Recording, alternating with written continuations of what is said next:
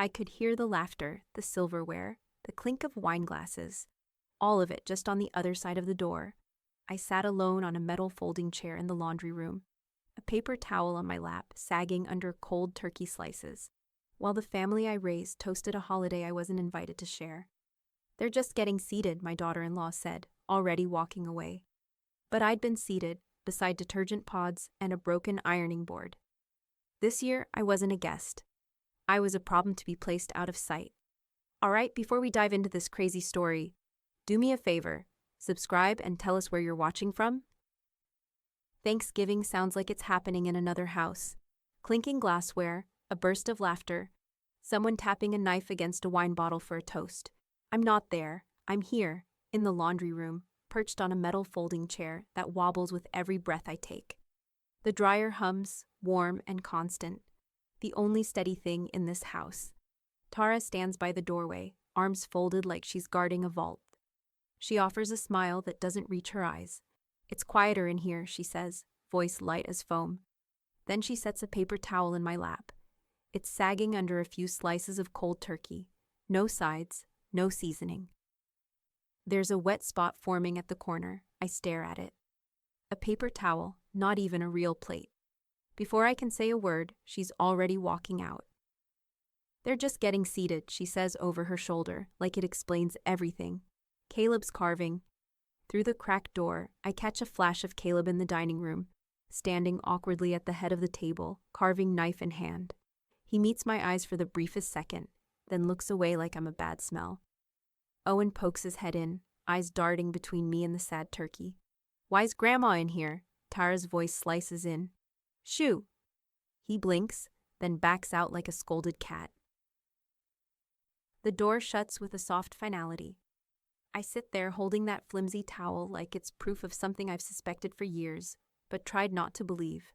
My hands tremble, not from age, just from holding too much. A vibration buzzes against the counter. Someone's phone. The screen lights up with a group text. "Crisis averted, meal contained."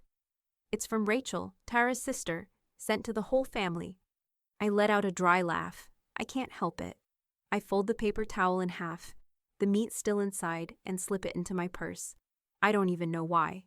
Maybe it's instinct, gathering evidence. Proof that I was here, that I was shoved into a room with detergent pods and a broken ironing board while the family toasted without me. Something sharp glints under the overhead light. A foil neck from a champagne bottle. Veuve Clicquot. Not the cheap kind, the real stuff. I shift my gaze and see an open florist invoice on the counter. 12 centerpieces, one for every place setting, I assume. A yellow sticky note is slapped across the top. Paid, use Caleb's account. Below it, half covered by the envelope, is a printout of an HVAC tune-up receipt. I squint closer. There's a mortgage account number at the bottom, small and faded but legible. They're not careful, this new generation. They leave things out. The dryer groans into its final cycle. I whisper to it, low and steady, like someone reciting a blessing. "Enjoy this room," I say. "It's the last one you'll put me in."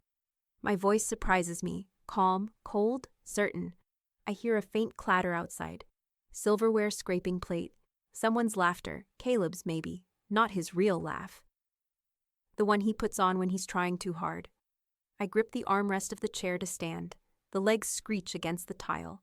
I pause, letting the sound settle, waiting to hear if someone will come check. No one does. My purse is heavier now, with my wallet, my phone, a paper towel full of cold poultry, and something else. Intention. I glance at the door once more, then at the mess of documents and invoices, my mind already working. Numbers, names, patterns. A plan forming like mist over a lake. Let them toast, let them smile. I'll wait my turn. Joan's headlights spill across the driveway like she's pulling up to a crime scene. I hear the soft crunch of her tires on the gravel before I see her. No horn, no call, just her silhouette behind the wheel, both hands locked at 10 and 2, like she's bracing for impact. I don't say goodbye. I just step out the side door and close it behind me like I was never inside. The car door thunks shut behind me, and the heater breathes stale warmth into my face. Joan doesn't look at me. Her eyes stay on the road, mouth a hard line. For a while, we ride in silence. The only sound the faint creak of her turn signal, and the occasional gust of wind pushing against the glass. She really sat you in the laundry room? She asks, eventually. Eyes still forward. I nod once. That's all I can manage. Joan sighs through her nose. You should have called me earlier. I didn't want to make a scene. Well, she mutters, they already did. The insult sits like a brick between us, radiating heat.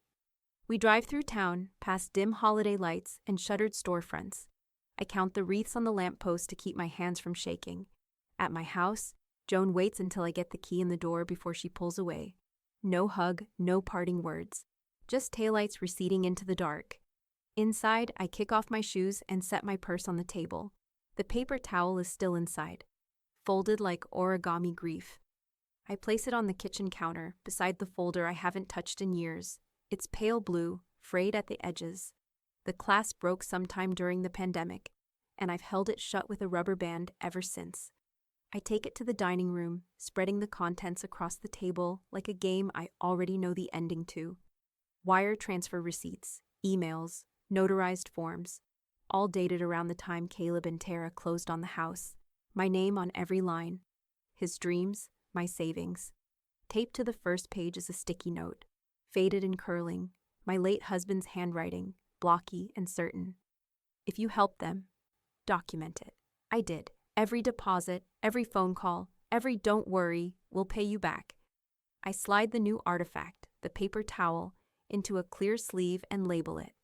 Thanksgiving 2025. Laundry room. Underneath, I scribble a single quote. Crisis averted, mile contained.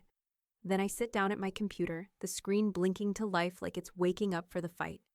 I open a blank email and type in the address without needing to look it up. Lauren, a former paralegal, now a friend I trust more than most family. Subject line, loan documentation, urgent review. The body of the email is dry and clinical. Attached files, dates. A summary of tonight's insult. No emotion, just fact. I don't mention the turkey or the champagne or how Caleb couldn't hold eye contact. I click send before I can think twice. Moments later, a text from Caleb lights up my phone. Sorry about the seating. Tara was stressed. Didn't mean anything by it. Didn't mean anything. That's always the line, isn't it? I don't respond. The computer dings again. Lauren's reply is immediate, like she knew I'd finally reached this point. This isn't just rude, she writes. It's leverage. You're not overreacting. You're holding receipts. Keep going. I sit back in my chair. The glow of the monitor outlines the edges of everything I've built. Or rather, everything they built on me. Outside, wind slaps the windows. The house creaks, old bones remembering. My phone buzzes again. A second text, this time from Tara. Let's talk tomorrow. Maybe we can clear the air. I stare at it for a long time, then place the phone screen down on the table. I open the drawer next to me and pull out the last envelope I kept from the wire transfers, one they signed, acknowledging the funds as a loan to be repaid upon request. I've never requested, until now. By morning, the sky outside my window is a dull, frostbitten gray. The kind of day that feels paused. The kind that asks, are you sure? I am. Lauren's email lands just after 7. One line in the body. Check the attachment. I open the PDF. My eyes track down the first page, and there it is, quiet as a whisper. My name, Nora Elridge. Listed beneath the primary lender, bold and absolute. Not a gift. Not forgotten. A subordinate mortgage. Recorded, signed, and time-stamped 5 years ago. I remember the notary at their kitchen table, Tara offering lemon bars like we were having coffee instead of binding ourselves in equity. I scroll to the signature block. Caleb's handwriting still looks like his third-grade cursive. Tara had to initial twice. She smudged the first one with her thumb. This isn't just paper. This is law. The lien never dissolved, never expired, never rescinded. They'd have needed my signature for that, and I never gave it. Lauren calls it out plainly in her next message. This is enforceable, immediate leverage. They're not the sole owners. You still hold legal ground, literally. I stare at the screen for a long time. Then I rise, refill my coffee, and sit back down. The day is just starting. My pulse is steady. I write Lauren back. I want to move forward, but quietly. No explosions, no blindsiding. Just a clear demand. Payment in full within 15 days. No bluff, no dramatics. Just light on the facts. Like lifting a bedsheet off something they didn't want seen. Lauren replies within 10 minutes. Drafting now. I lean back, let the chair creak. The folder of receipts sits on the corner of the table like a witness. Then, my phone buzzes. Owen. He sent me a photo from his sketchbook. The message is just a blue heart emoji. The drawing shows a laundry machine, big and round like a robot, with a little heart hovering above it and a caption that reads, "I love Grandma's secret room." My throat tightens. I tap the screen gently, like it might transmit something back. He doesn't know what he walked in on, just that I was there, in the hum of the warm machine, alone and exiled. I save the photo. Later, as I'm flipping through receipts, a new notification pops up. Instagram. I tap it without thinking. Tara's posted a gleaming carousel. The first image is their dining table, set with crystal and eucalyptus runners. The next, Caleb carving the turkey, face bright with effort. Owen in his booster chair, Rachel mid-toast, everyone golden and framed just right. The caption reads, "Grateful for family and our beautiful home. Blessed, modern colonial, I say thankful." There's even a shot of the front porch, wreath perfectly centered on the door I helped buy. I take a screenshot and drop it in the folder, right between the notarized loan and the florist invoice. I don't add a note. The image says enough. Another buzz, this time from Lauren. Demand served. Just those 2 words. I reread them. Then I open the PDF attachment, final draft, clean, unemotional. A demand for payment in full on the documented loan within 15 days. Includes the exact lien reference number, stamped with her firm's letterhead. Major twist number 1, the lien is still active. I never released it. I never even thought to, which means, if they try to refinance, I get notified. If they try to sell, I have standing. If they ignore me, I can escalate, publicly. They've built their life on a house that isn't entirely theirs, and I don't need to raise my voice to shake the ground beneath it. I close the folder gently, set it beside the computer. The paper towel, the washing machine drawing, and the screenshots all included now, less legal documents, more curated proof. Truth has a shape, and it's starting to sharpen. My phone lights up again. A new message, this time from Caleb. "Hey, can we talk before this gets messy?" I don't open it. Not yet. I walk to the window, press my palm to the cold glass. Their house is only 20 minutes away, but right now it feels continents apart. I park down the street. No invitation, but the music leaking from the Bennett's porch tells me I've found the right house. Laughter coils through the chilly air, half performed, half anxious. I recognize it. The sound of people trying to make a good impression. A red banner tacked to the garage reads, "HOA Holiday Mixer. Welcome, neighbors," with gold foil snowflakes curling in the corners. Through the living room window, I spot a cluster of women around the wine table, the HO up board draped in scarves that scream boutique but whisper clearance. Tara floats near them, pouring Riesling with the precision of a flight attendant, head tilted just enough to say gracious, not hostess. Inside, cinnamon-scented candles do battle with too much perfume. I move through the entry like fog, noticed but not acknowledged. Not yet. In the pantry, I hear Caleb's voice, low and nervous. "I just think we should get ahead of it," he says. Tara cuts in, firm. "Then you say it was a misunderstanding, that she's confused." I pause just outside the door. Their silhouettes blur against the frosted glass, her hand on his shoulder, his jaw tight. "You don't say lien," she adds. "You say loan, family loan. There's a difference." I knock, once. Not loud. Enough. They both flinch when I enter the kitchen. I smile, polite and intact. "Tara," I say, "you're doing a lovely job. The house looks festive." She nods like she's swallowing glass.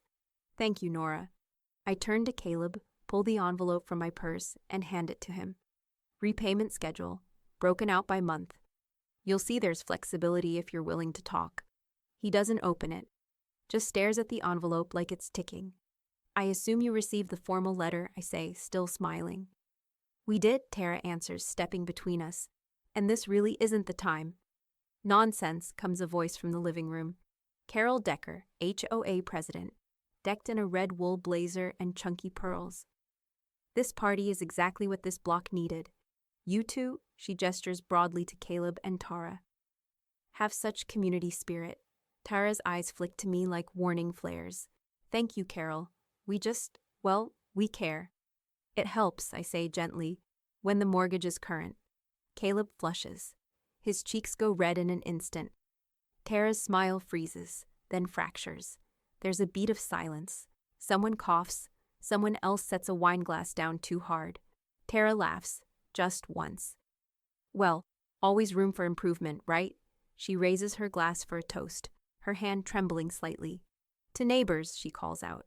There's a delay, the kind that means everyone's pretending not to have noticed what just happened. Glasses lift in stiff unison. I don't raise mine. I never took one. The doorbell rings. Tara's already halfway there, desperate for the interruption. She opens it wide, smile ready, then stalls. A man in a windbreaker stands on the porch, clipboard in hand. Ms. Bennett? Her mouth twitches. Yes? He peels back a tab on the folder, holds it out like he's offering a parking ticket. You've been officially notified of a potential foreclosure action regarding the secondary lien filed on your property. He says it calmly, like he's reading from a manual. But in this room, full of people who know exactly what foreclosure means, it lands like a cymbal crash.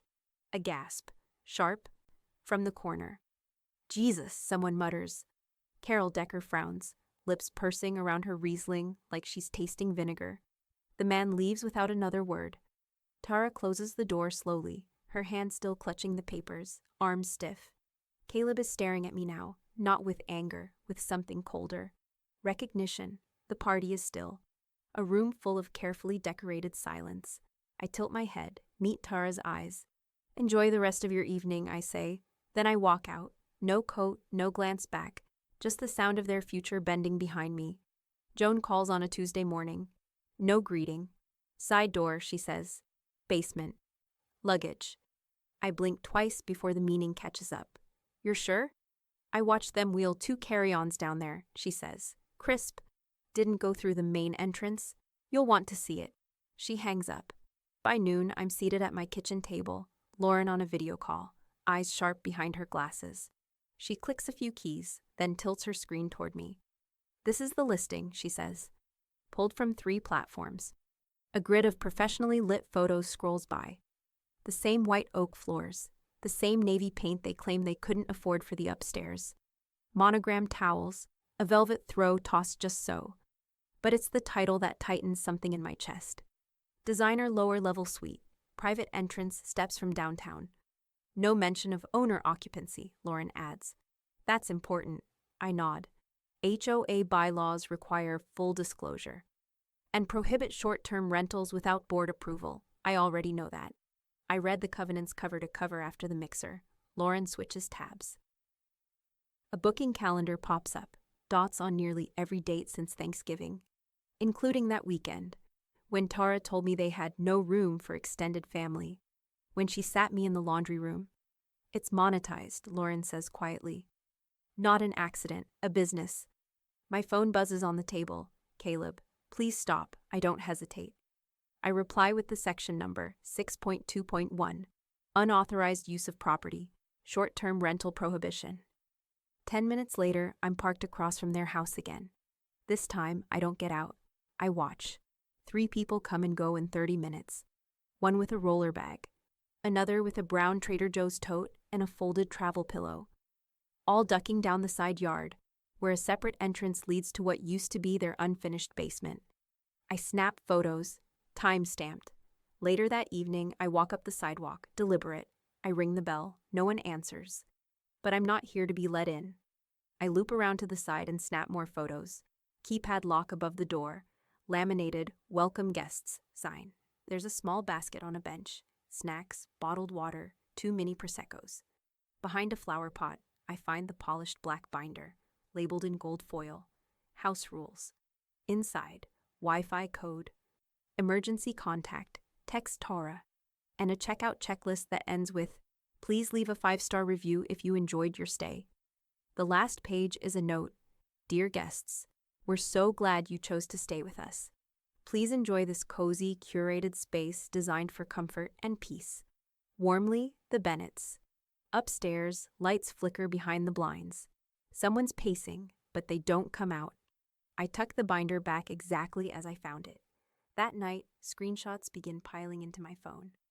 Tara's started posting in the neighborhood group, thinly veiled messages about elderly harassment, boundary issues, and overreaction during the holidays. One post includes a blurry photo of me outside their house. She's escalating, Lauren texts, but the comments aren't kind. Rachel C. Didn't she pay for that house? That's what Carol said. Marco L. HOA rules apply to everyone. Joanne T. Not a good look to Airbnb without telling the board. Carol D. Yes, the president.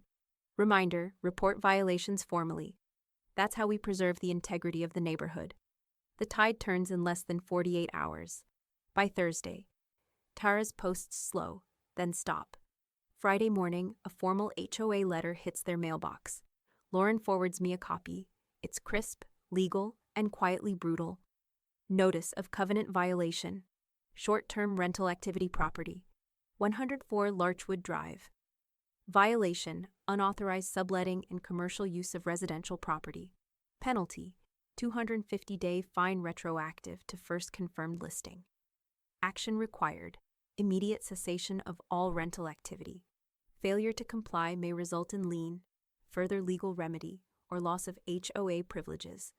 Attached is a screenshot of the listing, and my name nowhere. That night, Caleb calls, I don't answer. He tries again an hour later, then a third time. I send him straight to voicemail. It's not cruelty, it's clarity. You don't get to treat someone like a burden, then profit off the square footage you denied them. I sit down, folder open, binder of photos slid neatly behind the invoices. On top, a sticky note from Lauren. Every paper you've collected has weight now. Let them feel it, Lauren calls instead of texting. That alone tells me it's serious. You sitting down, she asks. I don't answer. I already am. A branch manager, friendly, sharp, just flagged a HELOC application.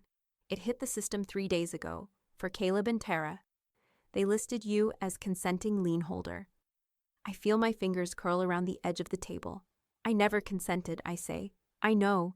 That's why the manager flagged it. Said something felt off. He pulled the scanned documents. Lauren's voice changes then, quieter, precise. They forged your signature, Nora. My throat tightens, slow and tight like a drawstring bag. They used your name, your printed signature. But the signature itself? Wrong pen pressure, different slant. And the date was listed as last week. My hands go still. Lauren's typing in the background.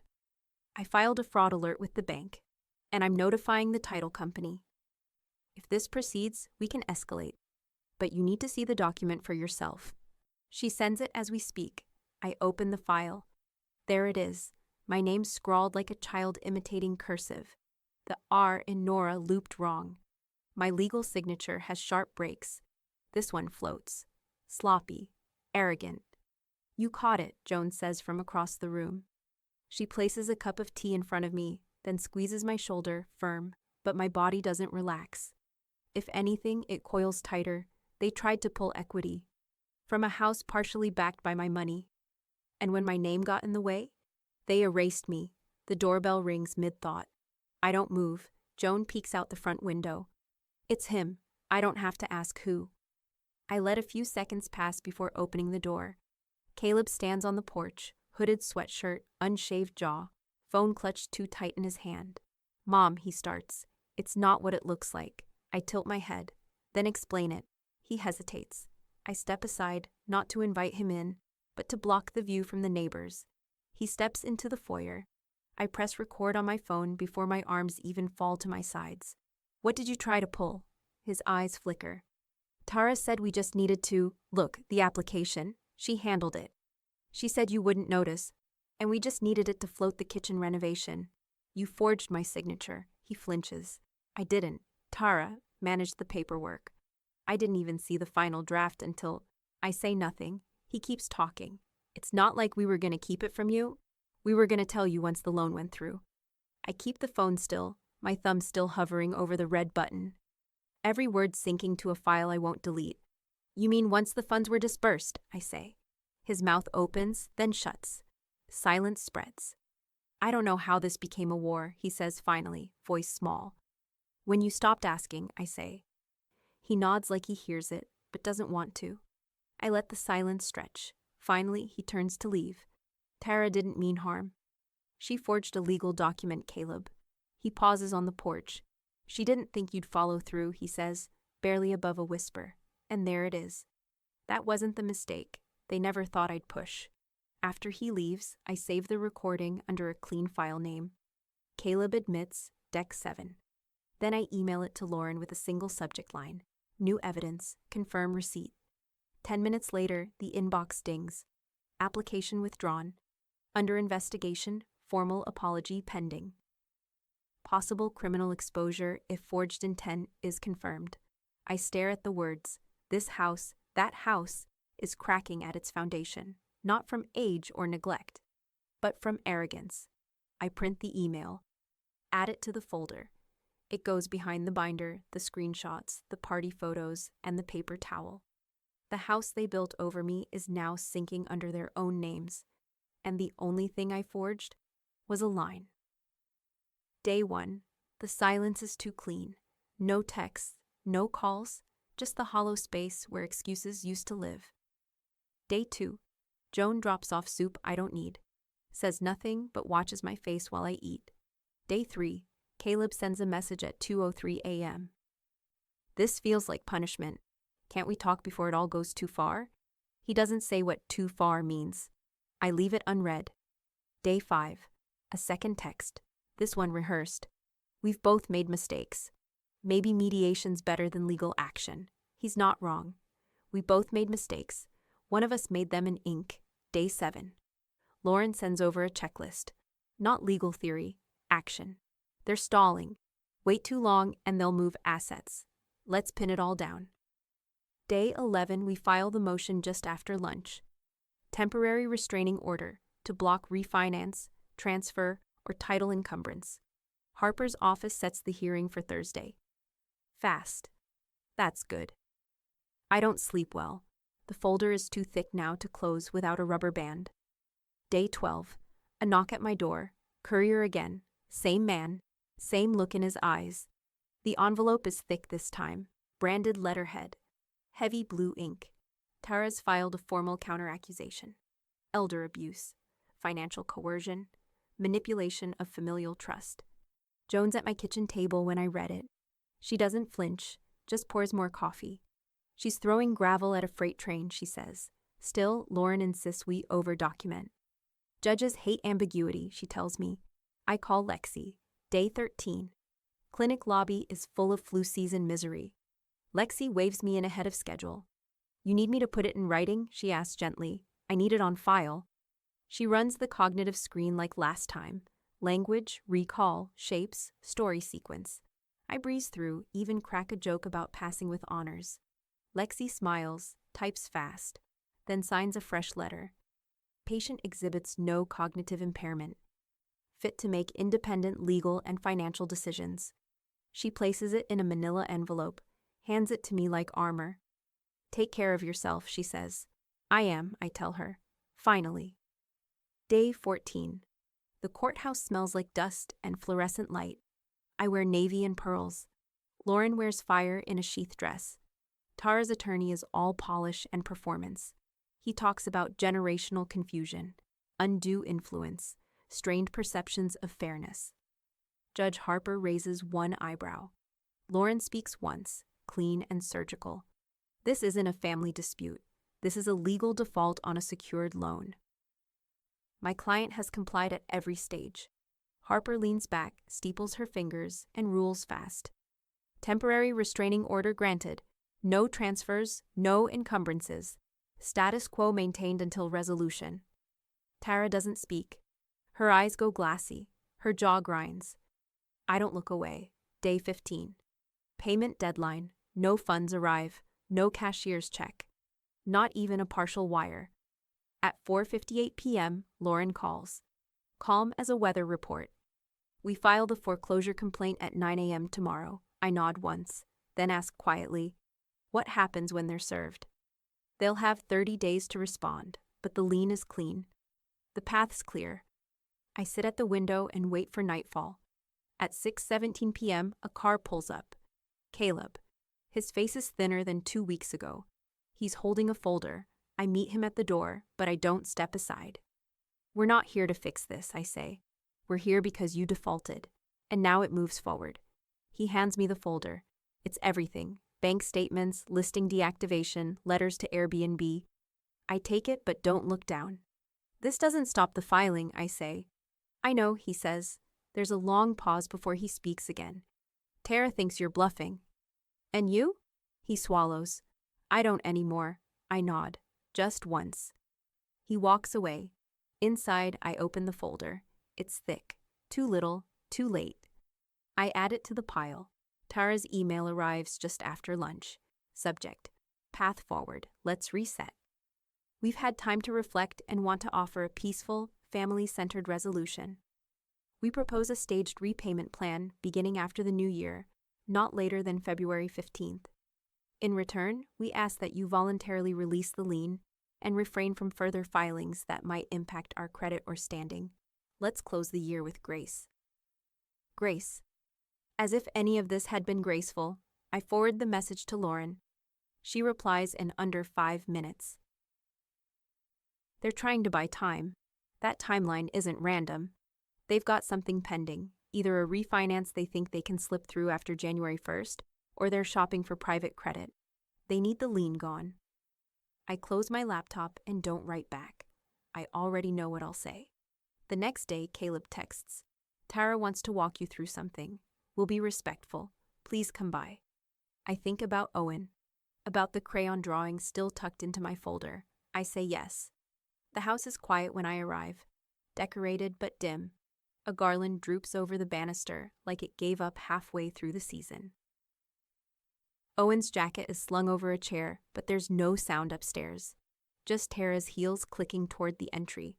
She's in a soft pink sweater, too light for December, with her hair tucked behind one ear like she's about to film a product tutorial. She smiles without teeth. We appreciate you coming, she says. I follow her into the living room, where Caleb's already seated at the dining table, a folder open in front of him. He starts to speak, but Tara holds up one finger, takes the lead. I wanted this to feel constructive, she says. We're proposing a bridge, repayment beginning after the holidays, structured in tiers, reasonable, achievable. She slides the folder across the table. I don't touch it. Caleb tries to fill the silence. We're not avoiding responsibility, Mom. We're trying to do this without tearing everything down. Are you? I ask. He swallows. Tara steps in again. We'd need the lien released now, of course. The filings. They're hurting our ability to stabilize, to recover. I turn to Caleb. I'd like a moment alone with my son. Tara doesn't miss a beat. Anything you want to say, you can say with both of us here. Her voice is firm, protective, too quick. Caleb doesn't even look up, just watches his hands on the table. You won't even let him talk, I say softly. Even now. There's a pause. Then the softest movement, a figure at the hallway entrance. Owen. He steps into the room without a word and walks straight to me, a piece of folded notebook paper clutched in his hand. He passes it to me, quiet. I open it. A crayon drawing, 2 chairs, 2 mugs, a little stick figure boy with a pencil in his hand. He's labeled it, Me and Grandma Drawing. And beneath that, written in block letters, Can we draw at your place sometime? I fold the paper and slip it into my purse without a word. When I look up, Tara's already glaring toward the hallway. I have a counter, I say. She blinks. I'm listening. Convert the debt into a life estate. You keep the house, but I retain the legal right to reside here, anytime, for the rest of my life, not as a guest, as a legal occupant. Her face freezes. You're joking, I shake my head. No cash repayment, just occupancy rights, in writing, recorded. She lets out a single sharp laugh. Over my dead designer rug, I stand slowly. Then we'll let the court choose the flooring. Caleb still hasn't moved. Tara turns to him. Say something. He opens his mouth, closes it again. I don't wait. At home, I call Lauren. My voice doesn't shake. Please file notice. Motion to recognize and enforce equitable occupancy rights under foreclosure. Seeking life estate as repayment in kind. She replies within the hour. Drafting now. I sit back in my chair. Owen's drawing rests atop the folder like a seal. They wanted a reset. They're about to get one. Lauren calls at 6:42 a.m. sharp. No greeting. Check your email, she says, voice clipped. Now. I open the file. A scanned deed, dated 5 years back. Recorded copy. The header reads, Title Addendum, 104 Larchwood Drive. Grantor reserves a life estate in the north bedroom suite. I read it twice, then once more. North bedroom suite, the one with the dormer window. The one I chose paint swatches for while Tara debated backsplash tiles. The one I slept in during the first holiday they hosted, back when we all still called this an investment in family. Lauren exhales on the other end of the line. Your husband, she says. I nod, even though she can't see me. He put it in before the wire transfer, I say. He must have added the clause at closing. Title company honored it. They recorded it properly. That makes it enforceable. There's a pause. Then we both laugh. Sharp, shocked, grateful. God, I love that man, Lauren says, still laughing. He covered you 5 years ahead of the storm. By noon, the emergency motion is filed to enforce a recorded life estate clause in lieu of active foreclosure. Immediate occupancy, non-negotiable. On the record, Judge Harper calls a hearing within hours. Same courtroom, same look of judicial irritation. She scans the clause, blinks once, then looks up at Tara and Caleb with a face that says, You didn't read what you signed, did you? You're telling me this clause was in the deed, Harper says, voice slow. From the moment you took possession. Yes, Your Honor, Lauren replies. It's in the public title record, unmodified, undisputed. Harper leans back. Then she's already a legal occupant, regardless of repayment, regardless of lien enforcement. There's no delay necessary. This is not theoretical, it's recorded fact. Tara sputters. That room, she didn't use it. Irrelevant, Harper cuts in. The rights exist whether exercised or not. That's what recorded means. Caleb lifts a hand like he's in a classroom. I didn't know, I swear, I never saw this clause. Ignorance, Harper says, not unkindly, is not a defense. Order granted. Immediate enforcement. I move in that afternoon. Movers carry my maple dresser up the porch steps. The same one I had when Caleb was in middle school, back when he still believed the world was fair and small and fixed by saying sorry. Neighbors peek from porches. One films on a phone, pretending to check the weather. Carol from the HOA walks her Pomeranian half a block just to get a better angle. No one says anything. They don't have to. Tara opens the front door, arms folded, lips tight. Where do you want it? The mover asks, hoisting my old bookshelf. Upstairs, I say, north bedroom. He nods, unfazed. He's seen worse. I take the stairs slowly, like they're mine again, like they never weren't. The door to the north bedroom is ajar. Clean, spare, impersonal. Tara redecorated it in greige and glass, but the bones are the same. The dormer window still faces east. I place a single teacup, blue and chipped, on the nightstand. Then my book.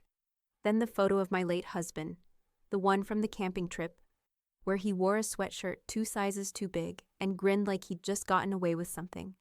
Because apparently he had. Tara appears at the doorway like smoke. You can have the room, she says. Her voice is quiet, bitter. But you'll hate the house. I look at her, steady. Then I guess we'll see. She turns, disappears down the hall. I close the door, lock it. Behind me, the walls hum. This room is mine, legally, permanently, and entirely. And the house? Well, the house just remembered. The pantry's empty again. 3rd morning in a row. Not just low, empty. No oatmeal, no coffee. Not even a box of cereal Owen can pour for himself when he comes shuffling in with sleep still clinging to his eyes. The fridge holds a single carton of almond milk, expired, puffed slightly at the corners. Nothing else. I don't confront her. I walk to the corner store, 3 blocks in the cold. I buy staples, coffee pods, instant oats, 2 bags of dried fruit, and a canister of cocoa mix for Owen. When I return, I label everything in block letters. NE. I place each item neatly in a bin on the bottom shelf, then tape a note on the side. Designated property. Please do not remove. That night, I wake up freezing. I check the thermostat, 61 degrees. I try to adjust it, but it's password locked. The manual override has been disabled. I pull on a cardigan and stand by the vent. No airflow. Passive aggression rides the HVAC now. Subtle, engineered. Always just enough to seem accidental. Never enough to call the police. The next day, I ask Carol from the HOA for the last HVAC report filed for the home. She sends it within the hour. I don't open it yet. I don't need to. I just want it logged. Tara walks past me in the hall, eyes forward, mouth flat. No words. I install the camera that afternoon. It's legal. City code allows a single camera, plainly posted, in shared hallways, so long as all residents are notified. I place it on the landing outside the bathroom. There's a clear sticker beneath it. Audio, video, recording in progress. Section 4 compliant. Tara says nothing. 2 days later, I have what I need. She's on the footage, opening my pantry bin and removing items one by one. Granola bars, my tea, the cocoa I bought for Owen. She sets them on the communal shelf with a look of casual entitlement. She mutters under her breath as she moves. Entitled Old Parasite.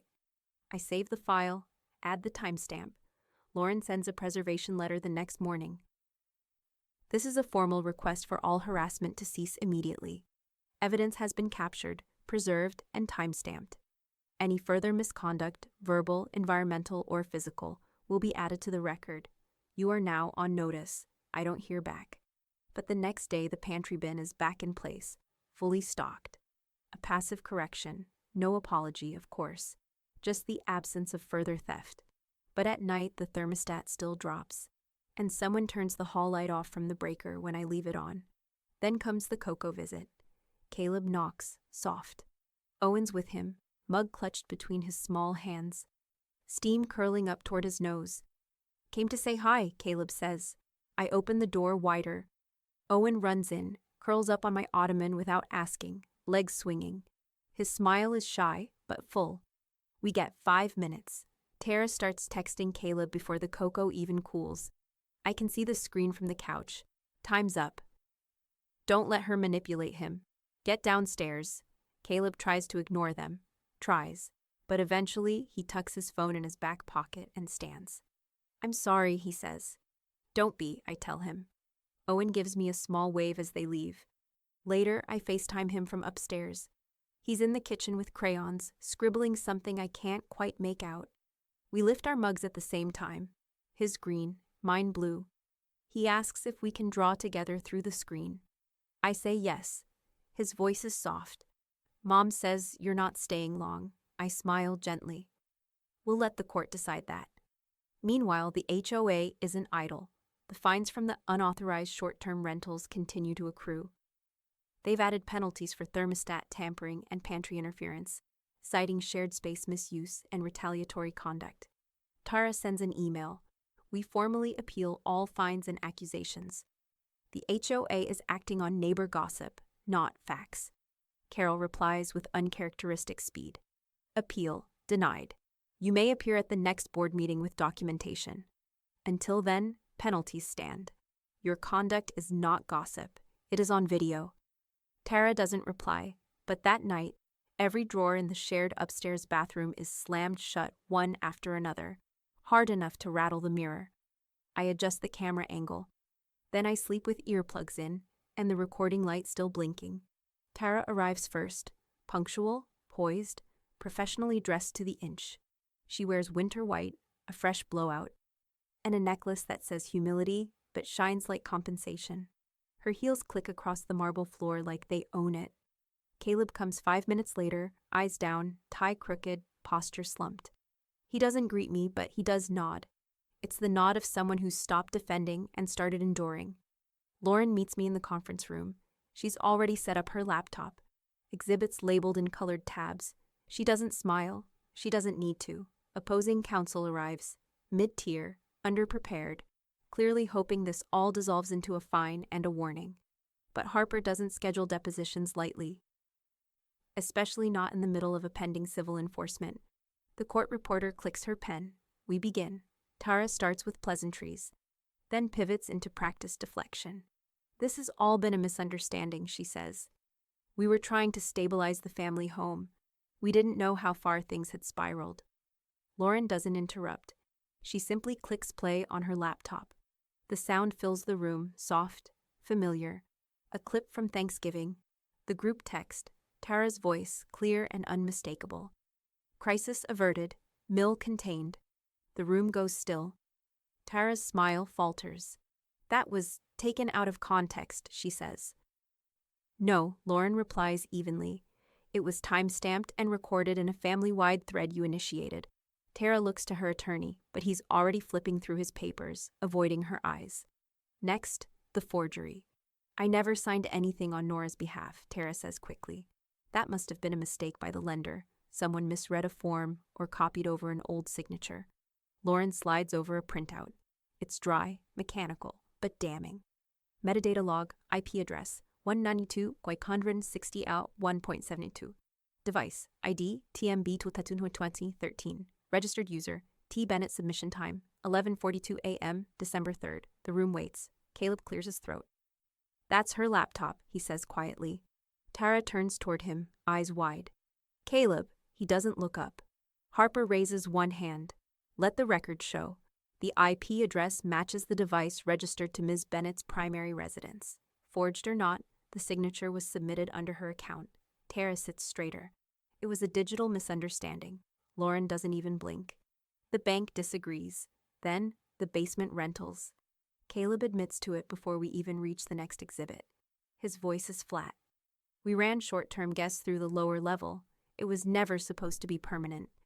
Just supplemental. And did you notify the HOA? Harper asks. Caleb shakes his head. Tara jumps in. It was community-based hosting. A lot of people do it. It brings energy to the neighborhood. Lauren slides over the guest binder, with laminated Wi-Fi codes and printed checkout lists. Tara doesn't respond. Harper taps her pen once against the desk. You've both tested the boundary of this court's patience. She turns to Tara. If there is one more instance of interference, obstruction, or retaliatory behavior reported, whether environmental or emotional, I will enter sanctions for contempt. Tara opens her mouth, but Harper is already moving on. Mrs. Elridge, she says, finally turning to me. Do you wish to make a statement at this time? I nod. Just once. I speak plainly. Respect, I say, is cheaper than legal fees. Silence settles across the room like snow. Clean. Weighty. The reporter looks up, fingers still poised over her keys. Harper nods once, sharply. Noted. The deposition ends an hour later. Outside the conference room, Caleb lingers. He doesn't speak, just offers a small look, half apology, half admission, then walks away. Lauren and I step into the hall. Her phone buzzes. She reads the screen, then shows me. From Ada Liaison. Please coordinate potential referral. If forgery intent confirmed, we'd like to review.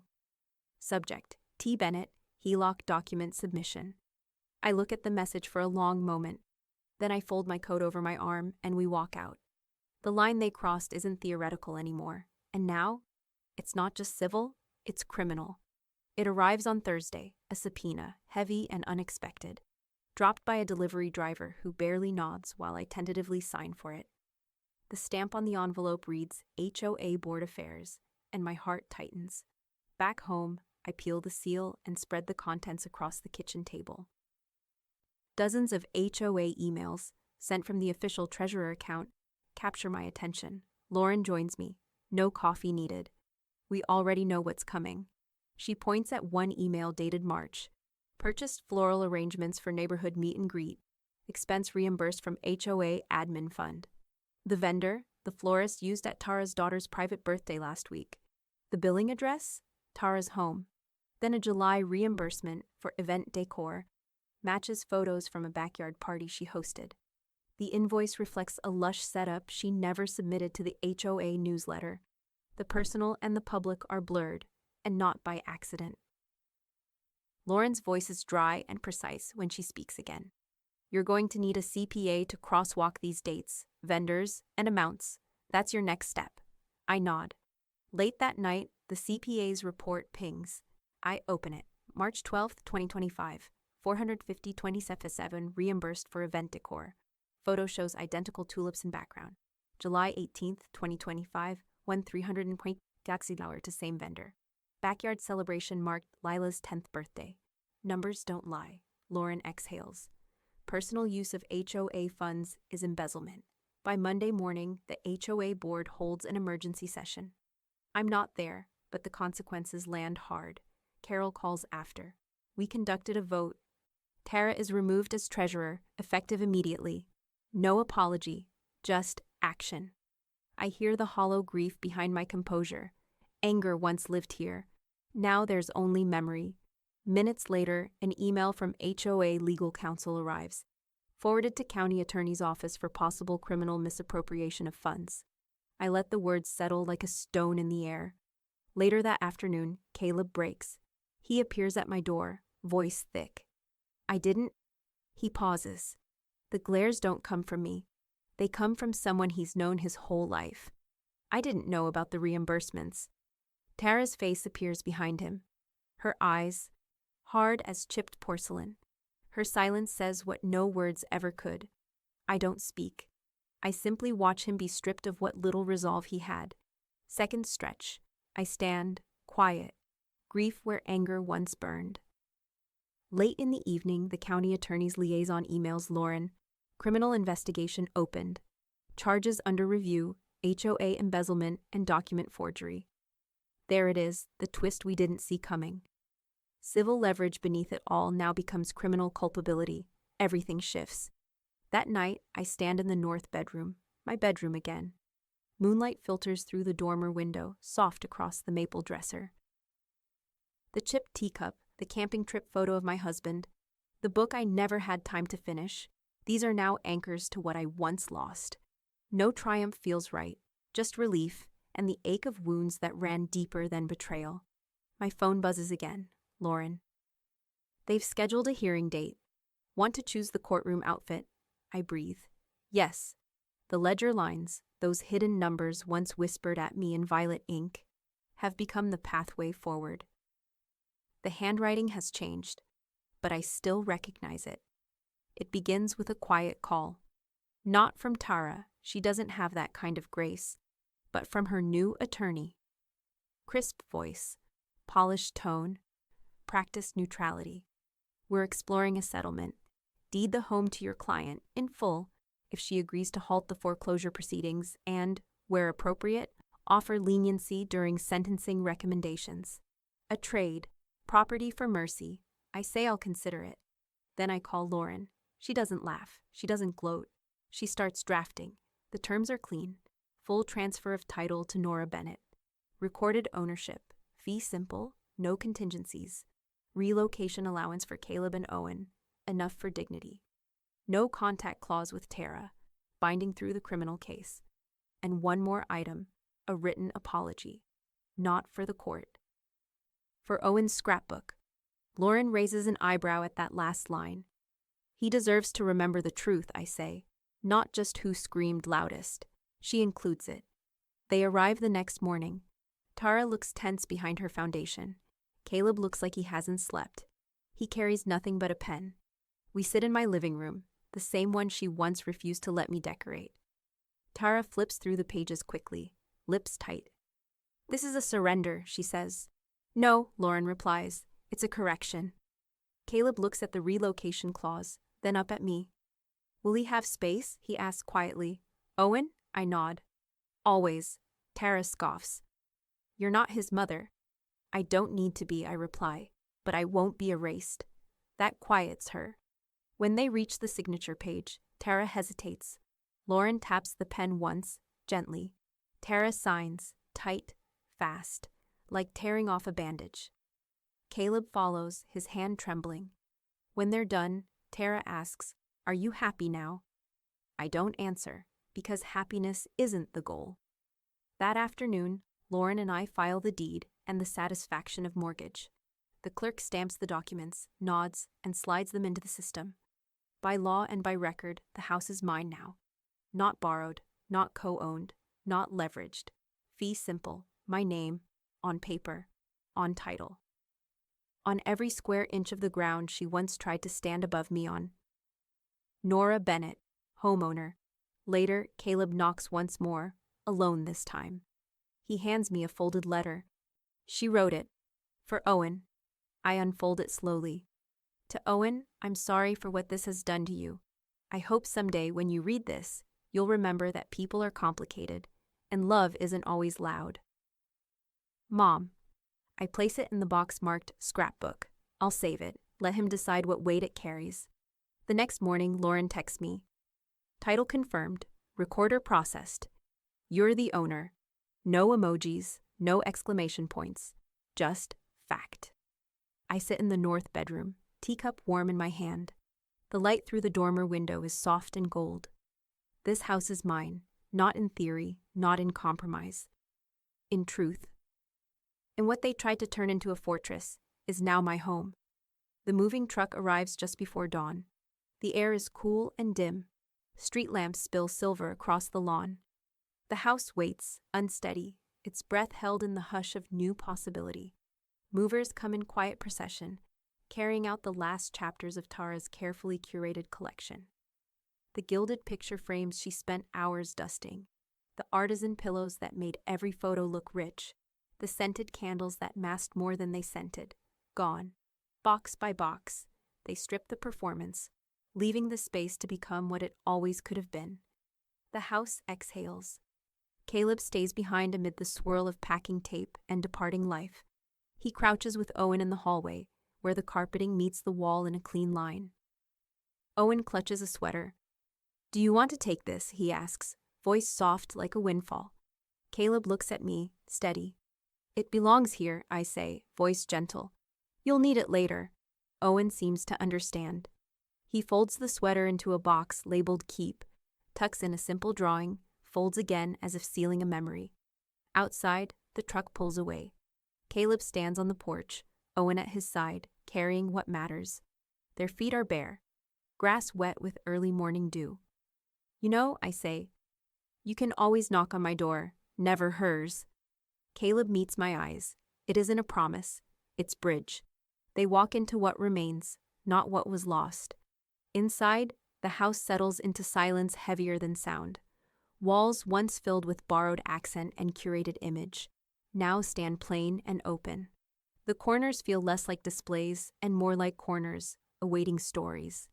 A knock on Monday, soft and unexpected, brings word from family court. Caleb has been granted temporary primary custody of Owen.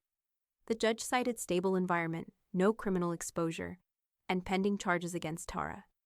No fanfare, just a letter, filed, sealed.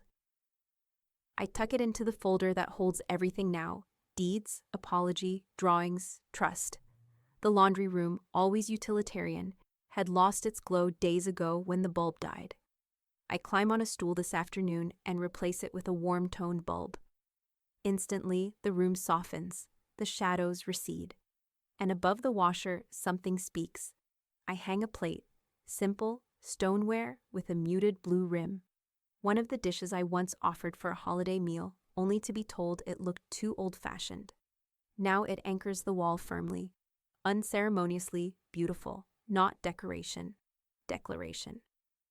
Owen visits in the afternoon, carrying a piece of paper unfolding toward me like an offering. Can I hang this too? He asks, shy. He hands over a drawing, an oval table surrounded by chairs filled and empty, but in one corner, an extra chair with a plate and folded napkin at its place setting. For someone, he whispers. I nod. We tape it beside the stoneware plate, just high enough to keep it safe. He gazes at it, then looks at me. That chair, he asks, is for someone who needs it. I press my fingers to my chest. Exactly. That evening, I hold a cup of tea in the laundry room. The golden bulb above casts warmth over stone counters, the humming washer below. The plate on the wall like a promise. I sip slow, letting the quiet settle deep. What remains isn't just bricks or rooms, it's the space between, where belonging grows. The highway curled like ribbon along the cold hem of Lake Superior, the cliffs rising abrupt and stoic against the silver sky. Waves struck the basalt in rhythmic fury, sending up saltless spray that shone like glass dust in the light. Caleb drove with both hands on the wheel, not because the road was slick, but because he still needed to. Owen sat in the back, face tilted toward the lake, narrating cloud shapes to himself in a murmur. I watched them both, the mirror and the man, feeling something unfasten in my chest. We pulled into the gravel drive just past noon. The cabin, crouched beneath a stand of red pine, exhaled warmth even from the outside. Joan's Subaru was already parked, steam fogging the driver's side window. I didn't knock. I never had to hear. Inside, the scent was immediate: cedarwood, cinnamon, and the ghost of wood smoke from last night's fire. Joan emerged from the kitchen with a pie in one hand and a grin that said she knew how to wait out a storm. "Brought the good crust," she said. "Not that store-bought heresy." Owen made a delighted noise and darted into the living room. Caleb followed slower, coat in hand, as if unsure whether to hang it or keep it on. I touched his elbow. "It's warm enough to stay." We set the table together, real plates this time, thick glazed stoneware with speckles like old stars. 4 settings, polished silver, cloth napkins folded in quiet triangles. Joan placed a 5th plate at the end, empty but lit by the afternoon sun through the cabin's western window. "For peace," she said. "And the ones who didn't make it to the end, but made the end possible." Owen nodded, solemn. He pulled a folded sheet from his hoodie pocket and climbed into his chair. "I wrote a thing," he said, eyes flicking between us. We hushed. He read, halting and brave. "Nana gets the big chair forever. She made space, even when there wasn't any, so we always save her seat." Joan's laugh broke first, cracked and lovely. Then silence, like snow after thunder.